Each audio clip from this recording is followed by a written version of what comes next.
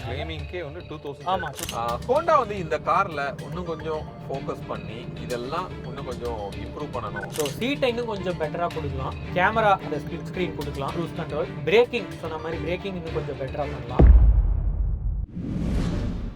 2013ல SUV அப்படிங்கிற விஷயம் பெருசா இல்லாத டைம்ல இந்த செடான் அப்படிங்கிறது தான் ஒரு மிகப்பெரிய வரவேற்பு வந்து பெற்றிருந்தது அப்படின்னு சொல்லலாம். அப்போ லான்ச் ஆன ஒரு கார் இப்போ வரைக்குமே ஒரு 6 லட்சம் யூனிட்ஸ் வந்து உங்களுக்கு சேல் பண்ணியிருக்காங்க. அந்த பிராண்டுக்கே வந்து 60% ஆஃப் மார்க்கெட் வேல்யூவை வச்சிருக்கிற ஒரு கார் 2017 செகண்ட் ஜென்னா வந்து லான்ச் ஆச்சு. லுக் நல்லாவே இம்ப்ரூவ் ஆகி வரும்போது நல்ல வரவேற்பப்பட்டது. ஒரு வருஷத்துல 1 லட்சம் கார்ஸ் வந்து உங்களுக்கு சேல் பண்ணியிருந்தாங்க.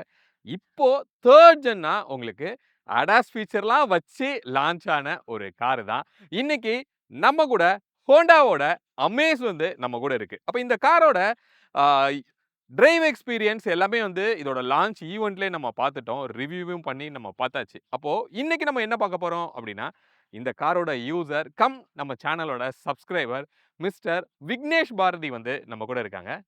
Hi bro. ஹாய். ஒரு ஹாய் சொல்லு. ஹாய். ப்ரோ கூட தான் இந்த எபிசோடு இருக்க போது. இந்த காரை பத்தி அவர் என்ன ஃபீல் பண்றாரு அப்படிங்கிற ஹானஸ்டான ஒப்பீனியன் வந்து நம்ம வாங்க போறோம். பாசிட்டிவ் என்ன, நெகட்டிவ் என்ன. நீங்க இன்கேஸ் உங்க காரோட ஒரு யூசர் ரிவ்யூ கொடுக்கணும் அப்படின்னு நீங்க நினைச்சீங்கன்னா, இங்க கீழே எங்களோட மெயில் ஐடி கொடுக்குறோம். அதுல ரீச் பண்ணீங்கன்னா நம்ம 2 பேருக்கும் செட் ஆகிற ஒரு டைம்ல ஷூட் வந்து நம்ம பிளான் பண்ணலாம். வீடியோக்குள்ள போலாம். வீடியோக்குள்ள போறதுக்கு முன்னாடி நீங்க இன்னும் இந்த சேனல் சப்ஸ்கிரைப் பண்ணலனா சப்ஸ்கிரைப் பண்ணுங்க. பக்கத்துல இருக்கிற பெல் ஐக்கனையும் பிரஸ் பண்ணிக்கங்க. அப்பதான் நாங்க போடுற எஃபர்ட் உங்களை வந்து ரீச் ஆகும். இப்போ வீடியோக்குள்ள போலாம். எஸ், வீடியோக்குள்ள போலாம் வாங்க.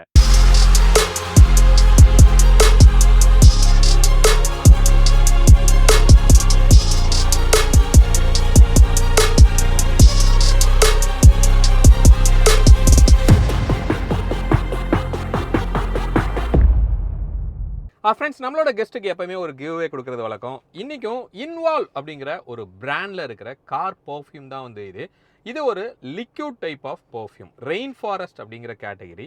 ஃபாரஸ்ட்டில் இருக்கிற நிறையா நேச்சுரலான ஸ்மெல்ஸை வந்து ஃப்ராக்ரன்ஸாக எடுத்துகிட்டு வந்திருக்காங்க.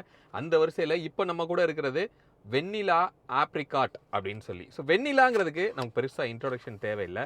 நல்ல ஒரு மைல்டான ஒரு ஸ்மெல் வந்து உங்களுக்கு அது டெலிவரி பண்ணுது. உள்ள இப்படி ஒரு டேக் வந்து உங்களுக்கு கொடுத்துருக்காங்க, ஒரு பேடு. ஸோ இதை உங்களோட ஐஆர்விஎம்மில் இந்த மாதிரி நீங்கள் ஹேங் பண்ணிக்கலாம். அதுக்கப்புறம் எவ்ரிடே நீங்கள் காரை எடுக்கும்போது ஜஸ்ட்டு ஒரு 2 ஸ்ப்ரே வந்து இந்த பாட்டிலை நீங்கள் பண்ணிவிட்டு உங்கள் ட்ராவல் ஸ்டார்ட் பண்ணிங்க அப்படின்னா ஒரு ஃப்ரெஷ்ஷான ஒரு ஃபீல் வந்து உங்களுக்கு கிடைக்கிது.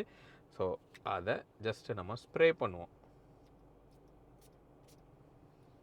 ஸோ இந்த மாதிரி ஒரு 2 ஸ்ப்ரே, அந்த ஒரு மைல்டான ஒரு ஸ்மெல் வந்து நமக்கு தெரியுது. இப்படி ஒரு 2 ஸ்ப்ரே யூஸ் பண்ணிங்கன்னா இதோட குவான்டிட்டி ஒரு 45 டேஸ்க்கு வந்து உங்களுக்கு சஃபிஷியண்ட்டாக இருக்கும். உங்களுக்கு இன்கேஸ் இந்த மாதிரியான ஃப்ராக்ரன்ஸ் நேச்சுரலான ஸ்மெல்ஸ் வந்து உங்களுக்கு பிடிக்கும் அப்படின்னா இது உங்களுக்கு பர்ஃபெக்டாக இருக்கும். நம்மளோட சப்ஸ்கிரைபருக்கு 10% டிஸ்கவுண்ட்டில் கொடுக்குறாங்க. பிர்லா அப்படிங்கிற ஒரு கூப்பன் கோடை யூஸ் பண்ணி நீங்கள் வாங்கிக்கலாம். டெஸ்கிரிப்ஷனில் டீட்டெயில்ஸ் இருக்கும். உங்களுக்கு தேவைப்பட்டதுன்னா யூஸ் பண்ணிக்கோங்க. Thank you so much bro. Thank you. இந்த ஸ்மெல் எனக்கு பிடிச்சிருக்கு. Super bro. இப்போ நீங்கள் அமேஸ் வந்திருக்கீங்க அப்படின்னா இது வந்து ஒரு ஃபஸ்ட்டு காராக இருக்கலாம் அப்படின்னு நான் நினைக்கிறேன். இது உங்களுக்கு ஃபஸ்ட்டு காரா இல்லை இதுக்கு முன்னாடி வேறு ஏதாவது கார் யூஸ் பண்ணீங்களா? இதுக்கு முன்னாடி வந்து ஒரு செகண்ட் ஹேண்டில் வந்து மாருதி சுசுக்கியோட ரிட்ஸ் வந்து யூஸ் பண்ணேன்.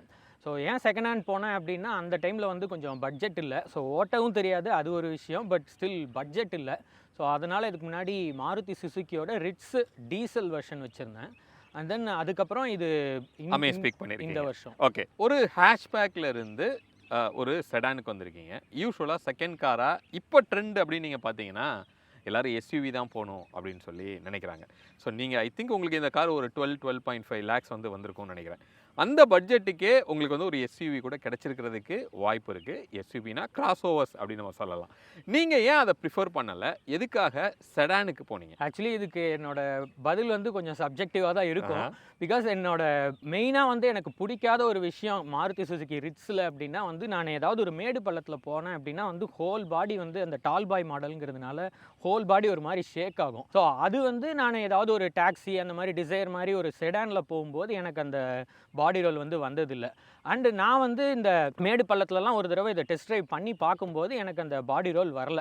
வேறஸ் நான் அந்த ஃபோர்ட் ஈகோ ஸ்போர்ட்ஸ் என்னோட ஃப்ரெண்டு ஒருத்தரோடது வந்து நான் யூஸ் பண்ணியிருக்கேன். அதில் சேம் எக்ஸாக்ட் பாடி ரோல் எனக்கு வந்துச்சு. அண்டு ஹுண்டாயோட வென்யூவும் வந்து டெஸ்ட் ட்ரைவ் பண்ணி பார்த்தேன். பர்பஸாகவே வந்து நான் அந்த பாடி ரோல் வரணும், அது எப்படி இருக்குன்னு ஃபீல் பண்ணணும் அப்படிங்கிறதுக்காக அந்த மாதிரி குண்டும் குழியுமா ஒரு ரோட்டில் வந்து டெஸ்ட் ட்ரைவ் பண்ணி பார்த்தேன். சேம் எக்ஸாக்ட் பாடி ரோல் வந்துச்சு. ஸோ அது ஒரு ரீசன். அண்டு ரெண்டாவது ரீசன் கொஞ்சம் பட்ஜெட் இல்லை. ஏன்னா நான் வந்து 12 lakhs பக்கம் போயிட்டேன் அப்படின்னா அதுலேயும் நான் டாப் வேரியன்ட் தான் போனோம், 14 lakhs பக்கம் போயிடும். ஸோ என் பட்ஜெட் 10 lakhs தான் இருந்துச்சு. அதில் ஓகே கொஞ்சம் புஷ் பண்ணி 12 lakhsக்கு போகலாம் அப்படின்னு சொல்லிட்டு. அண்ட் மெயினாக வந்து அந்த கம்ஃபர்ட் தான் எனக்கு ஒரு ப்ராப்ளமாக இருந்துச்சு எஸ்யூவியில். மேபி வந்து செடானில் அனுபவிச்ச அளவுக்கு கம்ஃபர்ட் எஸ்யூவியில் நான் அனுபவிக்கலன்னு கூட சொல்லலாம். அதுவும் one of the main reason. Super. இப்போ நீங்கள் செடான், அதுவும் இந்த காம்பேக்ட் செடான் அப்படின்னு நீங்கள் பார்க்கும்போது உங்களுக்கு ஆப்ஷன்ஸே ரொம்ப கம்மி தான். சரி, உதாரணத்துக்கு இதோட ஸ்ட்ராங் காம்படிட்டர் அப்படின்னா டிசைர். ஸோ அப்போது டிசைர் நீங்கள் கண்டிப்பாக பார்த்துருப்பீங்க, அமேஸ் பார்த்துருக்கீங்க, ஆரா வந்து உங்களுக்கு இருக்குது.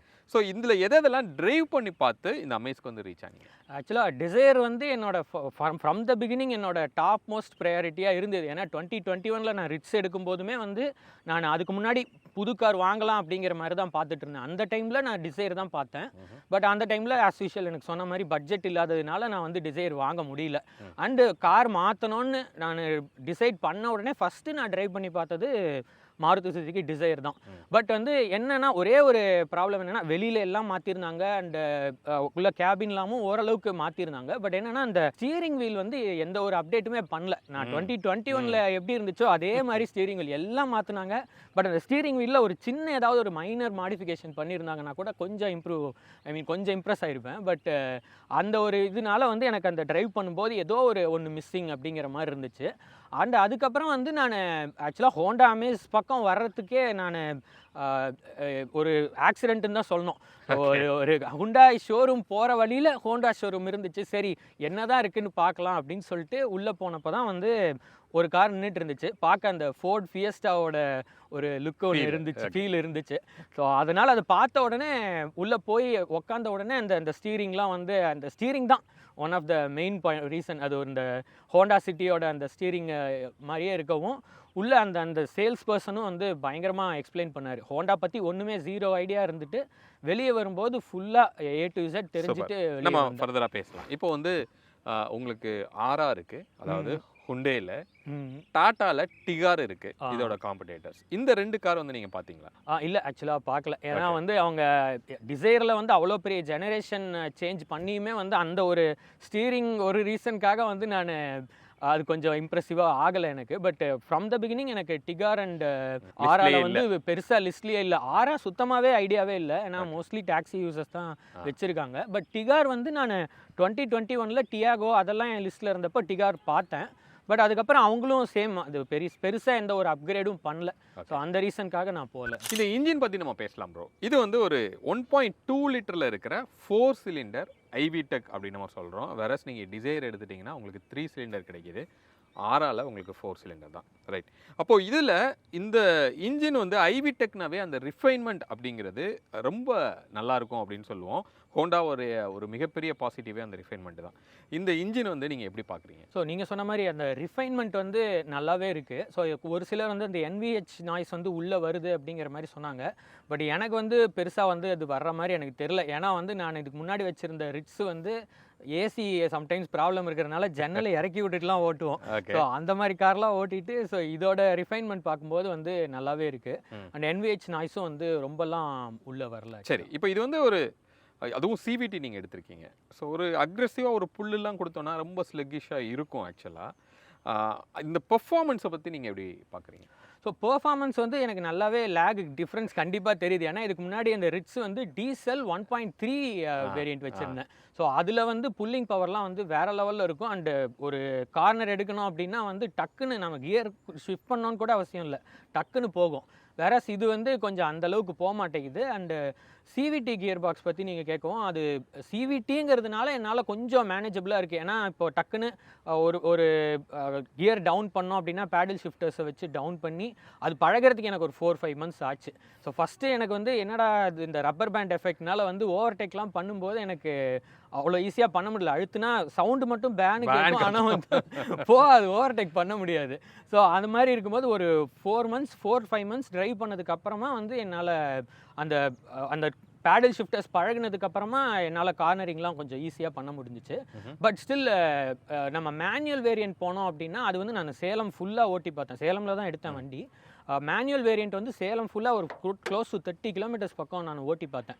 ஸோ அதில் வந்து பவர் டிஃப்ரென்ஸ் வந்து கிளியராக தெரிஞ்சிச்சு. ஏன்னா ஒரு பாலம் ஏறுறோம் அப்படின்னாலே ஹில்ஸு கூட வேணாம், பாலம் ஏறும்போதே வந்து நான் ரொம்ப கியர் நிறையா டவுன் பண்ணி ஓட்டுற மாதிரி இருந்துச்சு. ஸோ அப்படி பார்க்கும்போது பெர்ஃபார்மன்ஸ் வந்து கொஞ்சம் ரொம்பவே டிஃப்ரென்ஸ் தெரியும். ஆவரேஜ் தான். ஆவரேஜ் தான். இப்போ இதோட மைலேஜ் யூஸ்வலாக நம்ம டிரைவ் பண்ணும்போது தான் பேசுவோம். பட் இருந்தாலும் இதோட மைலேஜ் சிட்டிக்குள்ளேயும் சரி ஹைவேலையும் சரி எந்த அளவுக்கு உங்களுக்கு கிடைக்குது? அவங்க வந்து கிளைம் பண்ணும்போது வந்து நான் வீடியோஸ்லாம் ஒரு சிலது பார்க்கும்போது 18 தரும் அப்படின்லாம் சொன்னாங்க. பட் ஷோரூமில் எனக்கு கிளியராக சொல்லிட்டாங்க 11 to 12 தான் சிட்டிக்குள்ளே வரும், ஹைவேல ப்ராபப்ளி 16-17 எடுக்கலாம் அப்படிங்கிற மாதிரி சொன்னாங்க. ஸோ அதுக்கு தகுந்த மாதிரி தான் வருது. சிட்டிக்குள்ளே வந்து 11 to 12 மேக்ஸிமம். அண்டு ஹைவேல வந்து நான் ரொம்ப இந்த ஆர்பிஎம் 3க்குள்ளே ஓட்டுனேன் அப்படின்னா என்னால் 18.5 டச் பண்ண முடியுது. வேறஸ் நான் கொஞ்சம் அந்த 140 அந்த மாதிரி ஸ்போர்ட்ஸ் மோட்லாம் போட்டு போனேன் அப்படின்னா 15-16 தான் மேக்ஸிமம். ஓகே, பட் இருந்தால் கூட உங்களால் 17 டச் பண்ண முடியுது. 17 மேலே அதான் கண்டிப்பாக 18 பக்கமாக 18.5ல நான் டச் பண்ணேன். அதே மாதிரி சிட்டிக்குள்ளேயும் 12 உங்களால் டச் பண்ண முடியுதா? 11.7, 12, சம்டைம்ஸ் 12, பட் 11 கேரண்டியாக வரும். சூப்பர். அப்போது நீங்கள் செக் பண்ணுற மைலேஜ் வந்து நீங்கள் கிளஸ்டரில் காமிக்கிறத வச்சு சொல்கிறீங்களா, இல்லை டேங்க் டு டேங்க் ஏதாவது செக் பண்ணி? டேங்க் டு டேங்க் செக் பண்ணேன். ஸோ டேங்க் டு டேங்க் வந்து ஒரு என்னது ஒரு லாங் ஒன்று போனேன். ஸோ லாங் போனப்போ வந்து எவ்வளோ ஆச்சு அப்படிங்கிற அந்த tank to tank and fuel வச்சு செக் பண்ணேன். Okay, super. அப்போது மைலேஜ்னு பார்க்கும்போது மைலேஜ் கிங் வந்து ஆக்சுவலாக வந்து டிசைர் வந்து நம்ம சொல்லலாம். சிட்டிக்குள்ளேயே வந்து ஒரு 15 வரைக்கும் எடுக்கிறாங்க. நிறையா கேப் டிரைவர்ஸ்கிட்ட நாங்கள் கேட்போம், 15 வந்து எடுக்கிறாங்க, ஹைவேல 20 டச் பண்ணுது அப்படி சொல்கிறாங்க. அதை கேட்கும்போது உங்களுக்கு எப்படி இருக்குது ஆக்சுவலாக? ஆமாம், ஆக்சுவலாக நான் டிசைர் போனோம் அப்படின்னு நான் விருப்பப்பட்டதுக்கே அந்த மைலேஜ் தான் ஒரு one of the key factor. But வந்து வாங்குறதுக்கு முன்னாடி இதுவும் மைலேஜ் வரும் அப்படின்னு தான் நான் நினச்சி எடுத்தேன். பட் வந்து கொஞ்சம் கம்மியாக தான் இருக்குது. பட் அந்த கம்ஃபர்ட்லாம் என்ஜாய் பண்ணும்போது ஓகே பரவாயில்ல, இட்ஸ் ஓகே, ஒரு சில காம்ப்ரமைசஸ் பண்ணிக்கிறது ஓகே அப்படிங்கிற மாதிரி இருந்துச்சு. இப்போ மேலே வந்து உங்களுக்கு சவுண்ட் ப்ரூஃப் எதுவுமே பண்ணலை. ஸோ அதனால நீங்கள் உள்ள பெருசாக நாய்ஸ் வரலன்னு சொல்கிறீங்க. பட் நீங்கள் அந்த ரெவ் ரைஸ் ஆகும்போது அது எப்படி இருக்குது உள்ள கேட்குறது? ஆக்சுவலாக ரெவ் வந்து உள்ள கேட்குது. பட் என்னன்னா வந்து அந்த எனக்கு அந்த நாய்ஸ் பிடிச்சிருக்கு. ஸோ அதனால் வந்து அது வந்து எனக்கு ஒரு பாதரிங்காக தெரில. பட் அந்த மியூசிக்லாம் சம்டைம்ஸ் கேட்டுட்டு போகும்போது இது எக்ஸ்ட்ராவாக ஒரு நாய்ஸ் வரும்போது கொஞ்சம் ஒரு மாதிரி பாதரிங்காக தான் இருக்குது. பட் அது ஒரு அந்த ரேஸ் கார் மாதிரி ஒரு எஃபெக்ட் கொடுக்கறதுனால அந்த சவுண்ட் ஆக்சுவலாக எனக்கு பிடிச்சிருக்கு. ஓகே, இப்போ இந்த செடானோட செக்மெண்ட்டில் நீங்கள் என்னென்ன பார்த்தோன்னு சொன்னீங்க. இன்கேஸ் வேறு ஒரு சாய்ஸ் இருக்குது அப்படின்னா வேறு செக்மெண்ட்டில் என்னென்ன கார்ஸ் வந்து நீங்கள் பார்த்தீங்க? நான் ஃபஸ்ட்டு அதான் டிசையர்ஸ் பார்த்ததுக்கப்புறமா வந்து பலினோ அண்ட் ஃப்ராங்ஸ் பார்த்தேன் மாருதியில். அண்ட் தென் அதோட கவுண்டர் பார்ட் டொயோட்டாவில் வந்து கிளான்ஸா அண்ட் டைசர் பார்த்தேன். ஹுண்டாயில் வந்து i20 அண்ட் வென்யூ பார்த்தேன். ஸோ இந்த கார்ஸ்லலாம் பார்க்கும்போது வந்து கிளான்ஸா வந்து நான் மோஸ்ட்லி வந்து மேனுவல் கார்ஸ் மட்டும்தான் நான் வந்து பார்த்துட்டு இருந்தேன். ஸோ கிளான்ஸாவில் வந்து அவங்க வந்து தவறுதலாக வந்து ஏஎம்டி வந்து எடுத்துகிட்டு வந்துட்டாங்க வீட்டுக்கு. ஸோ வீட்டுக்கே டெஸ்ட் ட்ரைவ் எடுத்துகிட்டு வந்தாங்க. ஸோ அப்போ ஏஎம்டி வந்து ட்ரைவ் பண்ணி பார்த்ததுக்கப்புறமா தான் ஆட்டோமேட்டிக் போகலாம் அப்படிங்கிற மாதிரி ஒரு டெசிஷனுக்கு வந்து அதுக்கப்புறம் நான் வந்து இந்த சிவிடி வந்து ப்ரிஃபர் பண்ணேன். ஸோ அந்த சிவிடி ட்ரைவ் பண்ணி பார்த்ததுக்கப்புறமா நோ டேர்னிங் பேக். அண்ட் இன்னொரு ரீசன் சிவிடி நான் ஏன் எடுத்தேன் அப்படின்னா வந்து உங்களுக்கு எப்படி i10 அந்த மாதிரி வந்து நான் 2012 ஒரு பல்சர் பைக் ஒன்று வாங்கினேன். அதை இன்னி வரைக்கும் வச்சுருக்கேன். அடுத்த வருஷம் எஃப்சி வருது. ஸோ ஒரு புதுசாக ஒரு பைக் வாங்கினாலே 15 வருஷம் வச்சுக்கிறோங்கும் போது கார் வந்து கண்டிப்பாக அதுக்கு மேலே தான் வச்சுக்கோமே தவிர அது கம்மியாக வச்சுக்க மாட்டோம். ஸோ இன்றைக்கி மேபி வந்து மேனுவல் கியர் போட்டு ஓட்டுறது நமக்கு கொஞ்சம் த்ரில்லிங்காக இருக்கலாம். பட் ஒரு 5 இயர்ஸ் டவுன் த லைன் நான் வந்து மோஸ்ட்லி சிட்டிக்குள்ளே அதிகமாக ஓட்ட ஆரம்பிக்கிறேன் அப்படிங்கும்போது ஆட்டோமேட்டிக் எடுத்துட்டா பெட்டர் அப்படின்னு சொல்லிட்டு தான் நான் ஆட்டோமேட்டிக்கு போனேன். Super, okay, done. இப்போது செடான் அப்படிங்கிறத நீங்கள் ஃபிக்ஸ் பண்ணிட்டீங்க, அமேஸுங்கிறதையும் நீங்கள் ஃபிக்ஸ் பண்ணிட்டீங்க. ஸோ இதுக்குள்ளே வரும்போது வேரியன்ஸு இதில் இந்த 3rd ஜென்ரேஷனில் உங்களுக்கு ADAS ஃபீச்சரும் வந்து உள்ளே கொண்டு வந்திருந்தாங்க. வேறஸ் உங்களுக்கு டிசையரில் சன்ரூஃப் வந்தது. சன்ரூஃப் வெர்சஸ் ADAS இதை நீங்கள் கம்பேர் பண்ணும்போது எது தேவையான ஃபீச்சர் நீங்கள் பார்க்குறீங்க? ஆக்சுவலாக அந்த டைம் வாங்கும்போது எனக்கு ரெண்டுமே தேவையில்லை அப்படிங்கிற மாதிரி தான் இருந்துச்சு. பட் இப்போ யோசிச்சு பார்த்தோம் அப்படின்னா அடாஸ் வாங்கியிருக்கலாமோ அப்படிங்கிற மாதிரி தோணுது. ஏன்னா வந்து ஒரு 5 இயர்ஸ் டவுன் த லைன் இப்போ எப்படி க்ரூஸ் கண்ட்ரோல் வந்து நிறையா கார்ஸில் வந்துருச்சோ அந்த மாதிரி அடாஸ் வந்து நிறையா கார்ஸில் வந்துடும். ஸோ அதனால் இப்போ வந்து அடாஸ் போயிருக்கலாமோ அப்படிங்கிற மாதிரி தோணுது. பட் ஸ்டில் 10 லேக் தான் பட்ஜெட் அப்படிங்கும்போது நான் வந்து 12 லேக்ஸே கொஞ்சம் புஷ் பண்ணி தான் பண்ணேன். ஸோ அதனால் இப்போவுமே வந்து என்ன கேட்டிங்கன்னா நான் அடாஸ் போயிருப்பேனா அப்படின்னு கேட்டால் கொஷின் மார்க் தான். 14 லேக்ஸ் வரைக்கும் நான் புஷ் பண்ணி ஒரு சப் 4 மீட்டர் செடானுக்கு அடாஸ் வச்சு 14 லேக்ஸ் போகணுமா அப்படிங்கிறது ஒரு கேள்விக்குறி தான். பட் நீங்கள் சன்ரூஃப் விசஸ் அடாஸ்னு கேட்கும்போது கண்டிப்பாக அடாஸ் தான் பெட்டர். சன்ரூஃப் வந்து நான் ஒருவேளை நான் டிசைர் எடுத்திருந்தேன் அப்படின்னாலும் நான் ஒரு மிட் வேரியண்ட்டோ இல்லை வந்து பேஸ் வேரியண்ட்டோ எடுத்து வேணால் அதில் க்ரூஸ் கண்ட்ரோல் ஆஃப்டர் மார்க்கெட்டில் போட்டிருப்பேனே தவிர கண்டிப்பாக சன்ரூஃப்காக டாப் ப்ரோ மாடல் போயிருப்பேனா அப்படின்னு கேட்டால் கண்டிப்பாக கிடையாது. Okay, right. இப்போ இதில் நீங்கள் எடுத்த வேரியண்ட் வந்து என்னது? உங்களுக்கு ஆன் ரோட் காஸ்ட் எவ்வளோ வந்தது? இந்த அமேஸில் வேல்யூ ஃபார் மணி அப்படின்னு சொல்லணும்னா எந்த வேரியண்ட் சொல்லலாம்? ஸோ இது வந்து விஎக்ஸ் சிவிடி மாடலு.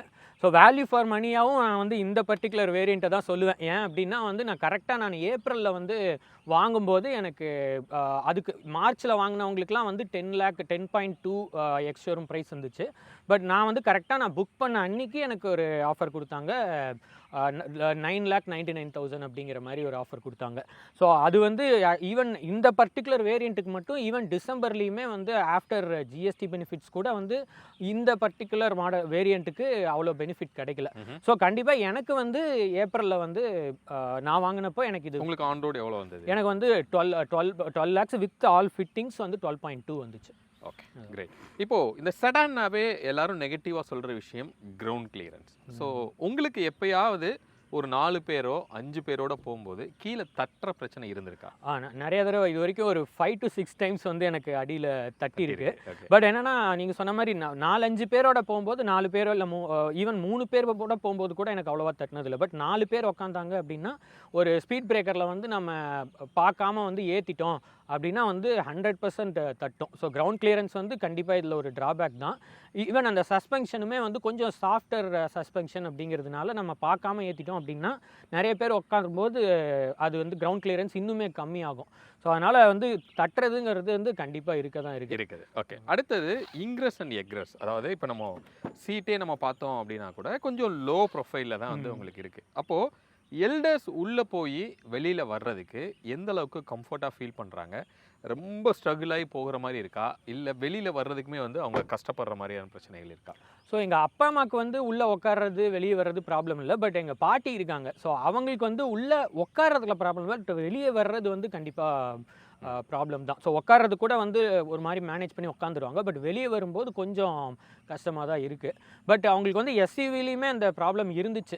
வென்யூலையும் அவங்கள உட்கார வச்சு ட்ரை பண்ணி பார்த்தோம். ஸோ அப்பயுமே வந்து அவங்களுக்கு கொஞ்சம் அந்த ப்ராப்ளம் இருந்துச்சு. பட் எல்டர்லி பீப்புளுக்கு நீங்கள் கேட்குற மாதிரி கொஞ்சம் ஸ்ட்ரகிள் தான். ஏன்னா கொஞ்சம் லோயராக இருக்கிறதுனால உட்கார்றதுக்கு கொஞ்சம் ஸ்ட்ரகிள் தான். பட் ட்ராவல் பண்ணும்போது இட் வில் பி கம்ஃபர்டபுள். இந்த ரியரோட லுக் அப்படின்னு பார்க்கும்போது இந்த 3rd ஜென்னில் பயங்கரமாக இம்ப்ரூவ் ஆனதுன்னா இந்த ரியர் லுக் கண்டிப்பாக நம்ம சொல்லணும். ஹோண்டா சிட்டியை அப்படியே ரிப்ளிகேட் பண்ணியிருக்காங்க. பக்கத்தில் ஹோண்டா சிட்டி வச்சோம்னா எது அமேஸு எது ஹோண்டா சிட்டின்னே கண்டுபிடிக்க முடியாது. அது ஹோண்டா சிட்டி ஓனர்ஸுக்கு அது ஒரு மாதிரியான நெருடல். பட் உங்களுக்கு அது வந்து ஒரு மிகப்பெரிய ஹைலைட்டாக நான் பார்க்குறேன். இந்த டெய்லை பற்றி நீங்கள் என்ன நினைக்கிறீங்க? அஃப்கோர்ஸ் ஹோண்டா சிட்டி பிடிக்காதவங்க யாருமே இருக்க மாட்டாங்க. ஸோ எனக்கும் வந்து ஹோண்டா சிட்டி ரொம்ப பிடிக்கும். அண்டு ஒன் ஆஃப் த இன்னொரு major selling point for me to buy this car இந்த ரியர் வியூ தான். பட் என்ன ஒன்று, இது வந்து நான் ஸ்பாய்லர் வந்து ஆக்சசரியாக போட்டேன். அவங்க அதை வந்து ஃபேக்ட்ரி ஃபிட்டடாக கொடுத்துருந்தா இன்னும் கொஞ்சம் பெட்டராக இருந்திருக்கும். பட் வந்து செகண்ட் ஜெனரேஷன் அமேஸ் விசஸ் இது அப்படின்னு பார்க்கும்போது எனக்கு வந்து ஈக்குவலி செகண்ட் ஜெனரேஷன் அமேஸோட லுக்குமே பிடிக்கும். எனக்கு ஃப்ரண்ட்டில் வந்து செகண்ட் ஜெனரேஷன் பிடிக்காது, அஃப்கோர்ஸ் பிடிக்காது. பட் ரியர் மட்டும் ஆக்சுவலாக கொஞ்சம் பிடிக்கும். அந்த சிவிக் அண்ட் அக்கார்டோட ஒரு லுக்கு கொடுத்துருப்பாங்க. பட் ரெண்டுமே வந்து எனக்கு ஈக்குவலி பிடிக்கும். பட் இந்த ஸ்பாய்லர் கொடுத்துருந்தாங்க அப்படின்னா இது வந்து எனக்கு கொஞ்சம் இன்னும் கொஞ்சமே பிடிச்சிருக்கும். ஓகே, அடுத்தது பூட். இப்போ நம்ம செடானுக்கு வரோம் அப்படின்னா முக்கியமான காரணம் இந்த பூட் ஸ்பேஸ். ஐ திங்க் ஒரு 415 416 லிட்டர்ஸ் வந்து உங்களுக்கு பூட் ஸ்பேஸ் வருது. இந்த பூட் உங்களுக்கு ஒரு 5 பேரோட லக்கேஜ் வைக்கிறதுக்கு இது எந்த அளவுக்கு கம்ஃபர்ட்டாக இருக்குது? ஸோ நான் வந்து இதுக்கு முன்னாடி இந்த ஹேட்ச்பேக்கில் இருந்துட்டு இது இங்கே வரேன் அப்படிங்கும்போது வந்து நான் மோஸ்ட்லி வந்து லக்கேஜஸே வந்து அந்த காருக்கான லக்கேஜ் தான் நான் பிளானே பண்ணுவேன். ஸோ அதே பிளானோட வந்து நான் போகிறேன் அப்படிங்கும்போது எனக்கு ஹாஃப் கூட ஃபுல்லாக வருது இல்லை. ஸோ அவ்வளோதான் வந்து நான் லக்கேஜஸ் வைக்கிறேன். பட் ஜஸ்ட் இன் கேஸ் எங்கள் பெரியப்பா யாராவது ஊர்லேருந்து வராங்க அப்படின்னா பெரிய ட்ராலிலாம் எடுத்துகிட்டு வருவாங்க. ஸோ அதுக்கெல்லாம் வந்து கண்டிப்பாக இது சஃபிஷியண்ட்டாக இருக்கும், மோர் தென் சஃபிஷியண்ட்டாகவே இருக்கும். பட் ஒரே ஒரு விஷயம் என்ன அப்படின்னா வந்து நான் ஹேட்ச்பேக்கில் வந்து நான் அந்த 40-60 ஃபோல்டபுள் இருக்கும்போது நான் வந்து இந்த ஆஃபீஸ் சேர்ஸ் எல்லாம் வந்து நான் ஊர்லேருந்து எடுத்துகிட்டு வரதுக்குலாம் நான் யூஸ் பண்ணியிருக்கேன். அந்த மாதிரி விஷயம்லாம் வந்து இதில் பண்ண முடியாது. கொஞ்சம் ஒரு மாதிரி டிஸ்மேண்டில் பண்ணி எடுத்துகிட்டு போகிற மாதிரி இருக்கும். பட் அது ரேராக தான் பண்ண போகிறோம். அதுக்குனால ஒரு பெரிய ட்ராபேக். சூப்பர். இப்போ இதில் வந்து விண்ட்ஷீல்டு ஒரு செடான் அப்படிங்கிற மாதிரி ஒரு மாதிரி ஸ்லோப்டு ஃபீல் வந்து உங்களுக்கு இருக்கும். நீங்கள் ஒரு ஹேட்ச்பேக் ஓட்டி ஸ்ட்ரெயிட்டாக ஒரு ரியர் வியூ பார்த்ததுக்கும் இப்படி ஒரு ஸ்லோப்டில் ஐஆர்விஎம்மில் பார்க்குறதுக்கும் அந்த டிரைவபிலிட்டியில் உங்களுக்கு எப்படி இருக்குது நீங்கள் பார்க்க? ஸோ அதில் வந்து நல்ல கிளியராக ஒரு பெரிய ரோடு தெரியும். பட் இதில் வந்து ரொம்ப கம்மியாக தான் தெரியுது. அது ஒரு ட்ராபேக் தான் ஆக்சுவலாக. பட் இன்னொன்று என்னென்னா வந்து அந்த ரியர் வைப்பரும் இல்லை. ஸோ இப்போ அதுலேயுமே வந்து எனக்கு ஒரு ப்ராப்ளம் இருந்தது என்னென்னா அந்த ஃபாக் ஃபார்ம் ஆயிடுச்சுன்னா வந்து கொஞ்சம் ப்ராப்ளமாக இருந்துச்சு. இதில் டீஃபாகர் இருந்தாலுமே வந்து எனக்கு சம்டைம்ஸ் வந்து அந்த ஃபாக் ஃபார்ம் ஆகுறது, அந்த தண்ணியோட ட்ராப்ஸ் எல்லாம் அப்படியே நிற்கிறது. அதுக்கு ஒரு வைப்பர் இருந்திருந்தால் இன்னும் கொஞ்சம். பட் ஜென்ரலாகவே செடான்ஸில் வைப்பர் இருக்காது. பட் இருந்தாலுமே அது வந்து அந்த தண்ணி நிற்கிற ப்ராப்ளம் அண்ட் வியூ வந்து கொஞ்சம் சின்னதாக இருக்கிற பழம் அதெல்லாம் இருக்குது. ஓகே, ரியர் சீட்டுக்கு வந்து நம்ம உட்காந்துருக்குறோம். ஸோ இந்த ரியர் சீட்டோட கம்ஃபர்ட் பற்றி நம்ம பேசலாம். ஸோ ஃபஸ்ட்டு இதில் 3 பேர் உட்கார்ற ஆப்ஷன் வந்து இருக்கா? நீங்கள் ட்ரை பண்ணியிருக்கீங்களா? இப்போ நான் ஒரு வெல் பில்ட் அடல்ட்டு, நீங்கள் கொஞ்சம் லீனாக இருக்கீங்க, நடுவில் குழந்தைய உட்கார வைக்கிறதுக்கெலாம் ஸ்பேஸ் இருக்குது. பட் உங்கள் சைஸில் 3 பேர் உட்கார்றதுக்கு வாய்ப்பு இருக்கா? நம்ம சைஸில் வந்து 3 பேர் வந்து கண்டிப்பாக உட்கார முடியாது. ஸோ நம்ம சைஸில் 2 பேர் உட்காந்துக்கலாம், நடுவில் வந்து ஒரு குழந்தை உட்காரக்கலாம் வச்சுக்கலாம். But to say something on a funnier note, நாங்கள் ஒரு 4 பேர்லாம் உட்காந்து ஒரு தடவை போயிருக்கோம். பட் கம்ஃபர்டபுளாக உட்காரலாமான்னா கண்டிப்பாக கிடையாது. 2 பேருக்கான ஸ்பேஸ் தான் இது. ஒரு குழந்தை வேணால் உட்காந்துக்கலாம். அப்போ 4 பேரே கொஞ்சம் லக்ஸுரியாக போகலாம். ஆமாம், கண்டிப்பாக. ஓகே, இந்த இன்டீரியரோட குவாலிட்டி, இந்த பிளாஸ்டிக்ஸோட குவாலிட்டி இதெல்லாம் எப்படி இருக்குன்னு நீங்கள் பார்க்குறீங்க? பிளாஸ்டிக் குவாலிட்டி கொஞ்சம் ஒரு மாதிரி ஆவரேஜ்னு வேணால் சொல்லுவேன். ரொம்ப சூப்பர்லாம் சொல்ல முடியாது. பட் இந்த பட்ஜெட்டுக்கு இன்னும் கொஞ்சம் பெட்டராக இருந்திருக்கலாமே அப்படிங்கிற மாதிரி தான் எனக்கு இருந்துச்சு. ஓகே, இப்போது இந்த ஹெட்ரெஸ்ட் அப்படிங்கிறது இன்ஃபேக்ட் டாப் எண்டில் கூட உங்களுக்கு அட்ஜஸ்டபிள் ஹெட்ரெஸ்ட் கிடையாது. ஹோண்டா சிட்டிலேயே கொடுக்கறது கிடையாது. அப்போ அந்த ஹோண்டாவோட ஸ்ட்ராட்டஜியே இது ஓகே அப்படின்னு நீங்கள் நினைக்கிறீங்களா? இல்லை இது ஒரு அட்ஜஸ்டபிள் கொடுத்துருக்கணும்னு நீங்கள் ஃபீல் பண்ணுறீங்க? இல்லை, ஓகேன்னு தான் நினைக்கிறேன். ஏன்னா இதுக்கு முன்னாடி ரிட்ஸில் வந்து அட்ஜஸ்டபிள் ஹெட்ரெஸ் தான் வச்சுருந்தேன். பட் அதுவுமே எனக்கு பெரிய பெனிஃபிட்டாக எனக்கு தெரியல. ஸோ அதனால் அது ஒரு சிலருக்கு கரெக்டாக அதை அட்ஜஸ்ட் பண்ணி அவங்களால வச்சுக்க தெரியும். பட் ஒரு சிலருக்கு அது தெரியாதுங்கும் போது வந்து எனக்கு பெரிய டிஃப்ரென்ஸாக எனக்கு தெரியல அது. ஓகே, இப்போ ஹெட்ரூம் அப்படிங்கிறது நான் ஒரு 5'8" எனக்கு க்ளோஸராக இருக்குது. ஸோ 6 ஃபீட்டோ இல்லை அதுக்கு மேலே இருக்கிறவங்க யாராவது ட்ராவல் பண்ணியிருக்காங்களா? இந்த ஹெட்ரூம் வந்து எந்த அளவுக்கு ஃபீல் பண்ணுறாங்க? 6 ஃபீட் இது வரைக்கும் யாரும் ட்ராவல் பண்ணல. பட் அவங்களுக்கு வந்து ஹெட்ரூம் சஃபிஷியண்ட்டாக இருக்காது. கொஞ்சம் ஒரு மாதிரி டச் ஆகிற மாதிரி தான் இருக்கும். ஆமாம் ஆமாம். ஓகே, ஸோ இந்த லெக் ரூம் ஃபேமிலியோட ஃபீட்பேக்கு, நீ ஸ்பேஸு, காலை நீட்டிக்கிறதுக்கு இந்த கம்ஃபர்ட்லாம் வந்து எப்படி இருக்குன்னு ஃபீல் பண்ணுறாங்க? நான் வந்து ஆல்மோஸ்ட் 6 ஃபுட்டு, ஸோ 5'11". ஸோ நான் வந்து டிரைவர் சீட்டில் உட்காடுறேன் அப்படின்னா என் அப்பா வந்து பின்னாடி உட்காரும்போது கரெக்டாக இருக்குது அப்படிங்கிற மாதிரி சொல்லுவார். பட் என்னோட சைஸ்லேயே 2 பேர் உட்காரும்போது நான் டிரைவர் சீட்டில் இருக்கேன், நான் என்ன சைஸ்லேயே ஒருத்தங்க பின்னாடி உட்காடுறாங்க அப்படின்னா கண்டிப்பாக ரொம்ப கரெக்டாக இருக்கும். பட் கொஞ்சம் கம்ஃபர்ட் வந்து டிஸ்கம்ஃபர்ட்டாக தான் இருக்கும். ஸோ அவ்வளோ பர்ஃபெக்டாக இருக்காது. ஓகே, ரியர் சீட்டுக்கு வர்ற அந்த ஏசியோட த்ரோ நல்ல லோவாக தான் இருக்குது. அந்த ஃபேனோட ஸ்பீடும் நமக்கு அந்த அளவுக்கு இதில் புல் இருக்கிற மாதிரி இல்லை. ஸோ அப்போது இந்த ஏசியோட த்ரோ இந்த ரியர் சீட்டுக்கு எப்படி இருக்குது? ஸோ ரியர் சீட்டில் வந்து நம்ம அந்த மேக்ஸ் கூல் போட்டோம் அப்படின்னா வந்து கொஞ்சம் நேரத்தில் கூல் ஆயிடுது. பட் இது வந்து அந்த ஃப்ரண்ட்டு வென்டிலேஷன் அளவுக்கு வந்து எனக்கு பேக்கில் வந்து அந்த எஃபெக்ட் இல்லை. ஸோ ஓகே இருக்குது, ஏதோ ஒன்றும் இல்லாததுக்கு ஏதோ ஒன்று இருக்குது அப்படிங்கிற மாதிரி தான் இருக்கே தவிர ரொம்ப ஒன்றும் பெனிஃபிஷியலாக இல்லை. ஓகே, இந்த கலர் வந்து இந்த ஒரு பேஜ் கலரோட ஃபீல் வந்து லைக் பார்க்குறதுக்கு காரை ஒரு ப்ரீமியமாக காமிக்குது. ஆனால் இதை மெயின்டைன் பண்ணுறது எந்த அளவுக்கு சேலஞ்சிங்காக இருக்குது? ரொம்பவே கஷ்டமாக தான் இருக்குது. ஸோ நான் வந்து ஒன்ஸ் இன் 5 months வந்து நான் இந்த டீப் கிளீனிங் ஒன்று பண்ணி வச்சுடுவேன். ஸோ தட் நான் இதுக்கப்புறமும் வந்து இயர்லி ஒன்ஸ் அட்லீஸ்ட் ஒரு 2 times a year அதாவது வந்து பண்ணிக்கலாம் அப்படிங்கிற மாதிரி தான் இருக்கேன். மெயினாக என்னென்னா வந்து இந்த ஒரு கொஞ்சம் நிறைய ஸ்பேஸ் இருக்கிற மாதிரியான ஒரு ஃபீல் ஒன்று கொடுக்கும். ப்ளஸ் ஹோண்டா சிட்டில எல்லாமும் இந்த பேஜ் எனக்கு பிடிக்கும். ஸோ அதனால் வந்து I went with page. But maintenance வந்து கண்டிப்பாக கஷ்டம் தான். ஓகே, ஓவரால் இந்த வெஹிக்கிளோட சேஃப்டி இந்த பில்ட் குவாலிட்டி அப்படிங்கிற விஷயம் வந்து எப்படி இருக்குன்னு நீங்கள் பார்க்குறீங்க. இதில் உங்களுக்கு 6 ஏர் பேக்ஸ் வருது அப்படின்னு நான் நினைக்கிறேன். ஸோ இந்த இந்த எக்ஸ்டீரியரோட பில்டெல்லாம் வந்து எப்படி இருக்குன்னு பார்க்குறீங்க? ஸோ எக்ஸ்டீரியரோட பில்டு வந்து எல்லாமே எனக்கு ஓகே தான். பட் இந்த இன்டீரியர் பிளாஸ்டிக் நான் சொன்ன மாதிரி அந்த அளவுக்கு குவாலிட்டி இல்லை. ஸோ எக்ஸ்டீரியர் வந்து எல்லாமே ஓகே. பட் அந்த ஃப்ரண்ட் வந்து அந்த மெஷ் டைப் ஒன்று கொடுத்துருக்காங்களா, அது வந்து ரொம்ப பிளாஸ்டிக் வந்து ரொம்ப லோ குவாலிட்டி மாதிரி தெரியுது. ஸோ எலவேட்லேயுமே அந்த அதே பிளாஸ்டிக் தான். பட் அந்த பிளாஸ்டிக் மட்டும் கொஞ்சம் ஒரு மாதிரி ஆடாக தெரியுது. ஏன்னா ஃபேஸ் ஆஃப் த காரே அதுதாங்கும்போது மற்ற இடம்லாம் கரெக்டாக கொடுத்துட்டு அது ஒன்று மட்டும் வந்து ஏன் அவ்வளோ ஃப்ளிம்ஸியான பிளாஸ்டிக் கொடுத்துருக்காங்க அப்படிங்கிறது தெரியல. ஸோ அது தவிர குவாலிட்டி ஓகே தான். ஹோண்டா அப்படிங்கிற ஒரு பிராண்டு. ஸோ இதுக்கு முன்னாடி நீங்கள் மாருதி சுசுக்கியில் இருந்தீங்க, கேட்கவே தேவையில்லை.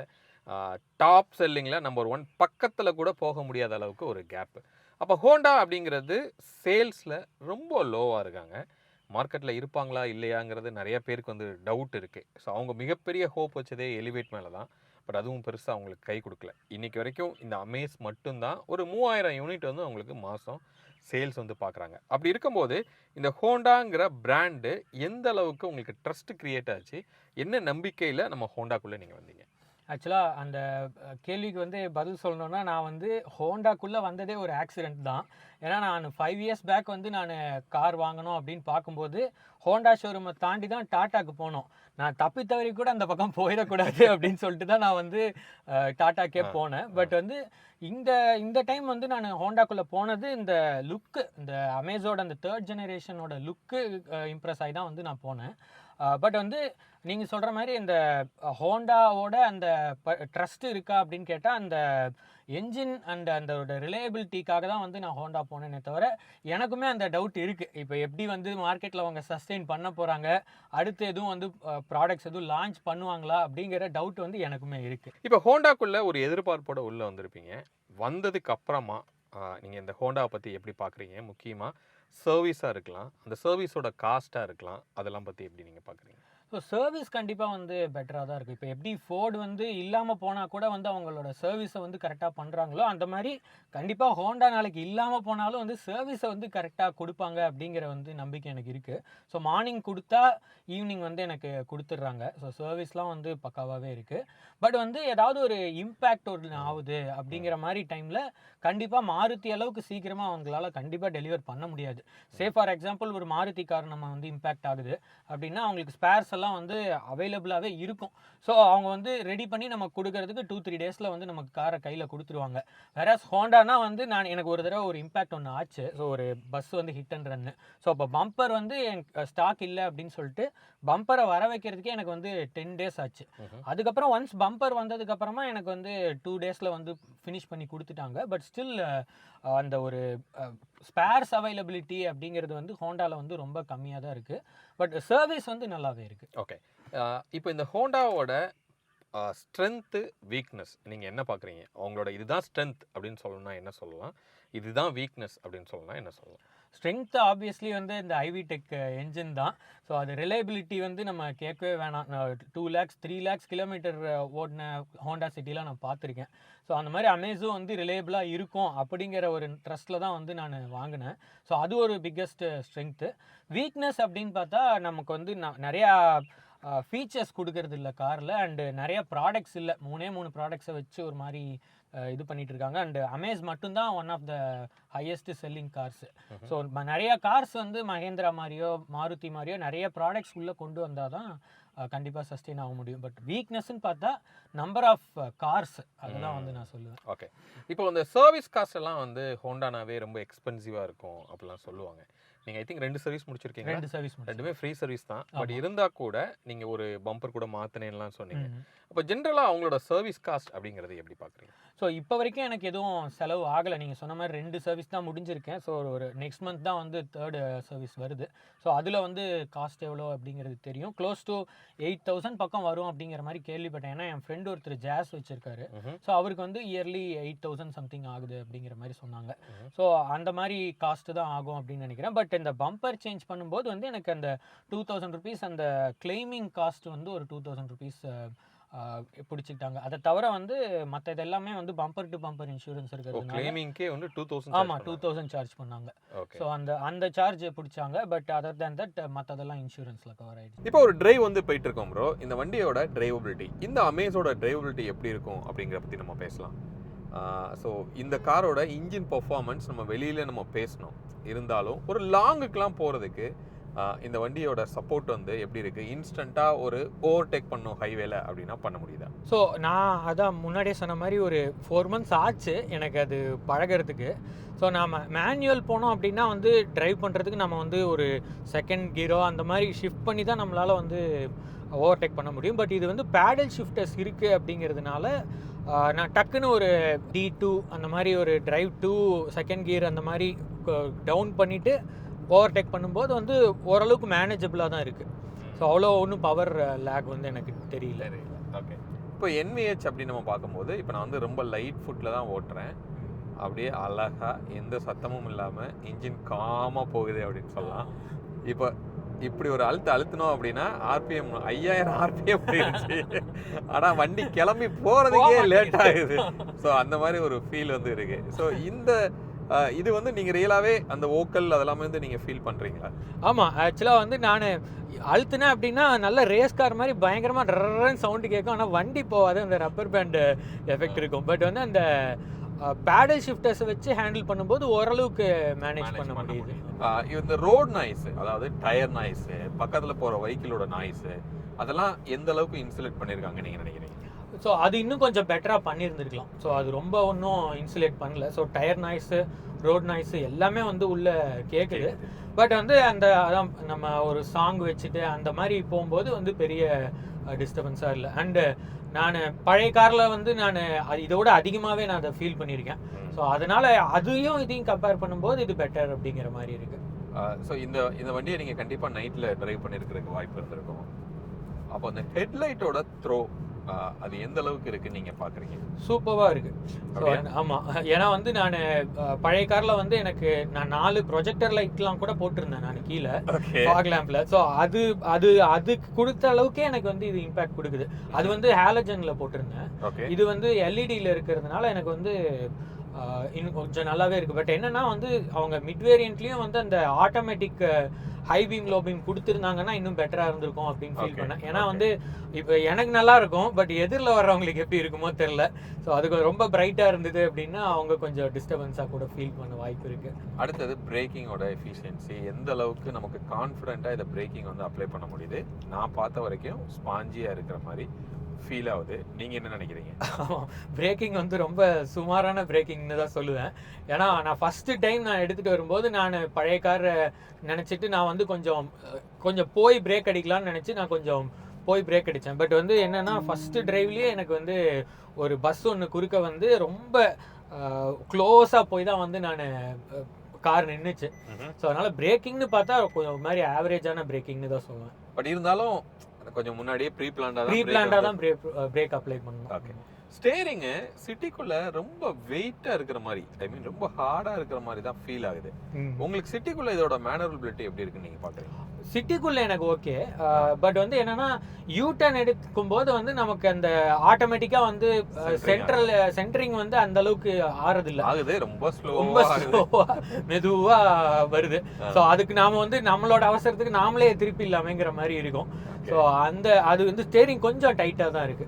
ஹோண்டா வந்து இந்த கார்ல இன்னும் கொஞ்சம் ஃபோக்கஸ் பண்ணி இதெல்லாம் இன்னும் கொஞ்சம் இம்ப்ரூவ் பண்ணணும் அப்படின்னு சொல்லணும்னா என்னென்ன விஷயம் வந்து சொல்லலாம்? இந்த அடாஸ் வந்து கொடுக்குற மாதிரி வந்து அடாஸ் வந்து டாப் அண்ட்ல கொடுக்குறாங்க. அந்த மாதிரி வந்து மிட் வேரியன்ட்ல ஒரு நார்மல் க்ரூஸ் கண்ட்ரோல் அந்த மாதிரி ஒன்று ஏதாவது எடுத்துட்டு வந்தாங்க அப்படின்னா. க்ரூஸ் கூட நமக்கு கிடையாது, க்ரூஸ் கூட இதில் கிடையாது. ஸோ நார்மலாக ஒரு பேசிக் க்ரூஸ் கண்ட்ரோல் அட்லீஸ்ட் ஒன்று கொண்டு வந்தாங்க அப்படின்னா இன்னும் கொஞ்சம் பெட்டராக இருக்கும். அண்ட் இந்த இண்டிகேட்டர் போடும்போது வந்து அந்த கேமரா இருக்குல்ல, ஸோ அப்போ வந்து நம்ம ஏதாவது மேப் போட்டுட்டு போகிறோம் அப்படின்னா நம்ம வந்து எந்த இடத்துல வந்து லெஃப்ட் எடுப்போம் அப்படின்னு பார்ப்போமா இல்லை வந்து கேமராவை பார்ப்போமா அப்படிங்கிற மாதிரியான ஒரு கன்ஃபியூஷன் இருக்குது. ஸோ அது வந்து நம்ம இண்டிகேட்டர் போடுவோம், கேமரா ஆன் ஆயிடும், அப்புறம் மேனுவலாக அதை ஆஃப் பண்ணணும், டேர்ன் பண்ணும்போது கேமராவை மறுபடியும் ஆன் பண்ணணும். ஸோ அதோட பர்பஸே ஒரு மாதிரி மேபி அத ஒரு ஸ்ப்ளிட் ஸ்கிரீனா கொடுத்து மேப்பையும் வச்சுக்கலாம், அதையும் காமிக்கலாம் அந்த மாதிரி. அண்ட் எலிவேட்ல அந்த ஆப்ஷன் இருக்குன்னு நினைக்கிறேன். எலிவேட்ல வந்து 8 இன்ச் டிஸ்பிளேவும் இருக்கு, 9 இன்ச்சும் இருக்கு. ஸோ அந்த மாதிரி மேபி 9 இன்ச் டிஸ்பிளே அந்த மாதிரி ஒரு 2 ஆப்ஷனா கொடுத்தாங்க அப்படின்னா அந்த 9 இன்ச்ல அட்லீஸ்ட் அந்த ஸ்ப்ளிட் ஸ்கிரீன் கொடுக்கும். சஸ்பென்ஷனு இதுல ரொம்ப ஸ்டிஃபாவும் இல்ல, ரொம்ப சாஃப்டாவும் இல்லைன்னு எனக்கு தோணுது. நீங்க என்ன ஃபீல் பண்றீங்க? இது சிட்டிக்குள்ளேயும் சரி ஹைவேலையும் சரி இந்த சஸ்பென்ஷன் எப்படி சப்போர்ட் பண்ணுது? ஸோ சஸ்பென்ஷன் வந்து ஆக்சுவலாக எனக்கு நல்லா கம்ஃபர்டபுளாக இருக்குது. ஸோ எனக்கு டிரைவ் பண்ணும்போது வந்து நல்லாவே கம்ஃபர்டபுளாக இருக்குது. பட் ஒரே ஒரு ப்ராப்ளம் என்னென்னா நிறைய பேரோட போகும்போது வந்து அந்த சேம் அந்த கிரவுண்ட் கிளியரன்ஸ்னால அது கொஞ்சம் ஒரு மாதிரி அந்த கம்ஃபர்ட் ஓரியன்டாக போனதுனால கிரவுண்ட் கிளியரன்ஸ் கொஞ்சம் அடி வாங்குற மாதிரி இருக்கு. பட் கம்ஃபர்ட்னு பார்த்தா நல்லாவே இருக்கு சஸ்பென்ஷன். ஸோ இந்த காரில் இப்போ நீங்கள் ஒரு 12.5 lakhs வந்து நீங்கள் கொடுத்துருக்கீங்க. இதில் இன்னும் இதெல்லாம் மிஸ் ஆகுது அப்படின்னு சொல்லணும்னா ஒன்று க்ரூஸ் கண்ட்ரோல் நீங்கள் சொன்னீங்க, அது மாதிரி வேற என்ன விஷயங்கள் இருக்கு? நம்ம சீட்டோட தை சப்போர்ட் வந்து எனக்கு அந்த அளவுக்கு இல்லை. ஸோ நான் எக்ஸ்ட்ரா அடிஷ்னல் ஆக்சசரி போட்டு தான் வந்து நான் தை சப்போர்ட்டை வந்து கொஞ்சம் இம்ப்ரூவ் பண்ணியிருக்கேன். ஸோ சீட்டை இன்னும் கொஞ்சம் பெட்டராக கொடுக்கலாம். அண்ட் இந்த கேமரா சொன்ன மாதிரி அந்த ஸ்ப்ளிட் ஸ்க்ரீன் கொடுக்கலாம், க்ரூஸ் கண்ட்ரோல். இன்னொன்று என்னென்னா வந்து இந்த டோர் வந்து லாக் பண்ணும்போது வந்து சம்டைம்ஸ் வந்து ரொம்ப இழுத்து சாத்துற மாதிரி இருக்குது. ஸோ நம்ம சட்டிலாக சாத்தினோம்னா வந்து லாக் ஆகிறது இல்லை, மறுபடியும் ஓப்பன் பண்ணி இழுத்து சாத்துற மாதிரி இருக்குது. அண்ட் தென் பிரேக்கிங் சொன்ன மாதிரி பிரேக்கிங் இன்னும் கொஞ்சம் பெட்டராக பண்ணலாம்.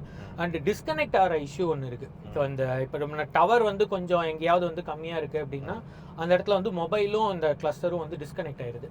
ஸோ அந்த மாதிரியான விஷயம்லாம் வந்து அவங்க கொஞ்சம் இம்ப்ரூவ் பண்ணாங்கன்னா பெட்டராக இருக்கும். நிறைய விஷயங்கள் நம்ம பாசிட்டிவாகவும் நம்ம பேசியிருந்தோம். இந்த கார்ல நெகட்டிவா நீங்க பாக்குற விஷயங்கள் ஃபீச்சர்ஸ் தவிர இதுல என்ன விஷயங்கள் இருக்கு நீங்க பாக்குறீங்க? நெகட்டிவ்னா வந்து கிரவுண்ட் கிளியரன்ஸ் தான் மெயினா. ஸோ அதை தாண்டி பெரிய நெகட்டிவ்னு எனக்கு சொல்றது இல்லை. ஆனால் ப்ரைஸிங் வந்து 12 லட்சம் கொடுத்ததுக்கு அந்த ஆக்சசரிஸோ இல்லை வந்து அந்த மாதிரி கொஞ்சம் ஃபீச்சர்ஸ் இன்னும் அடிஷ்னலாக கொடுத்தா இன்னும் பெட்டராக இருக்கும் அப்படின்னு தோணுது.